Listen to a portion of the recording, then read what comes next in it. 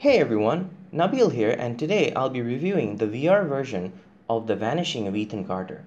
I picked up the Steam version of the game during the recent Halloween sale and played through it using the Oculus Rift CV1. So let's get started.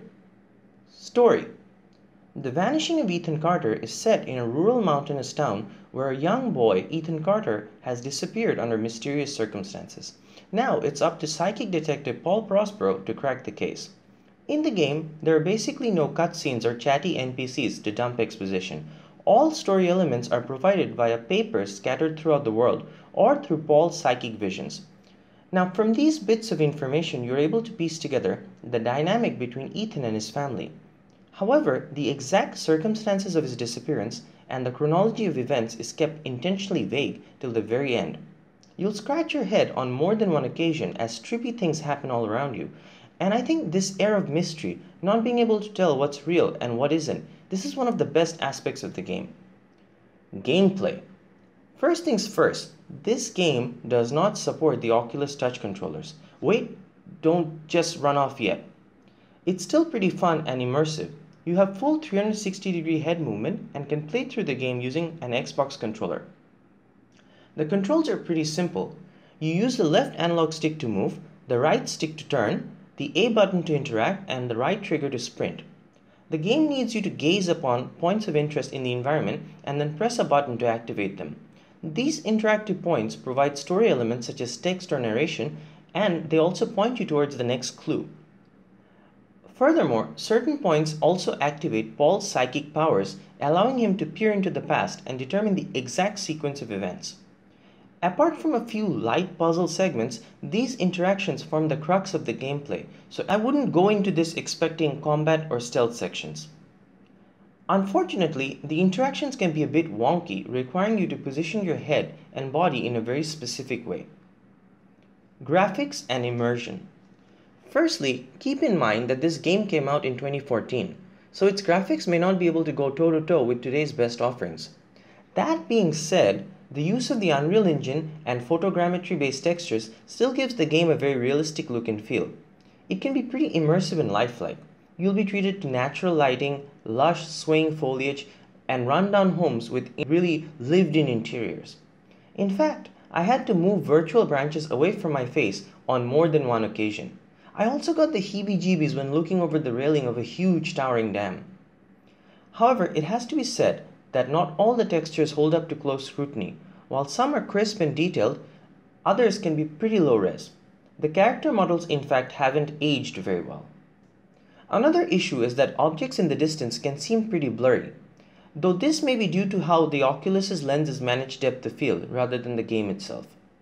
Since the game performed pretty well for me on my RX 480, I managed to turn up super sampling to the maximum of 130% and enabled FXAA anti-aliasing to get an optimum viewing experience.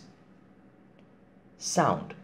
The game features a pretty nice musical score which hums along in the background and kicks in during important sections. Most of the time though, you'll be enjoying ambient forest noises like birds chirping or insects buzzing. The voice actors were also pretty great across the board. Paul plays a monologue-heavy noir detective, and he reminded me a lot of Max Payne. Ethan sounds smart and determined, while his family members are the right mix of desperate and dim-witted. VR implementation. Here is where the game suffers somewhat. As I previously mentioned, there is no touch controller support, and the gaze-based interactions can be janky at best. While the blurring of distant objects was mainly due to the Oculus lenses, the low textures could have been addressed via an HD texture pack. The game relies on free locomotion, and this can make VR gamers feel motion sickness. However, thankfully, I was unaffected during my playthrough. There is no arc-based teleport mechanic, which is pretty standard in today's VR games. This game instead relies on predefined nodes provided by the devs. However, this on-rails kind of mode somewhat undermines the explorative nature of the game. Also, the game's graphic options are pretty limited, allowing you to only tweak super sampling and anti-aliasing. The ability to adjust things like texture quality, shadows, motion blur, level of detail, etc. would have been highly appreciated. Final thoughts. I had previously played through 2/3 of Ethan Carter way back in 2014. I remember getting stuck at a particular puzzle and then keeping the game aside while I moved on to more action-heavy games. Now, Ethan Carter was not my regular cup of tea. I'm more into first-person shooters, third-person action-adventure, open world, or stealth games. However, this game really managed to pull me in.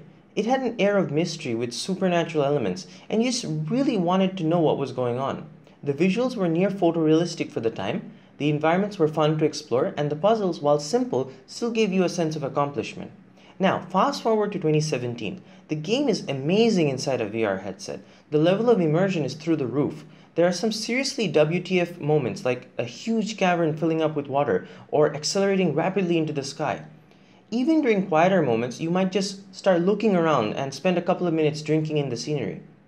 Now, I would definitely recommend this game to you if you are looking for an interesting story told in a somewhat unconventional manner.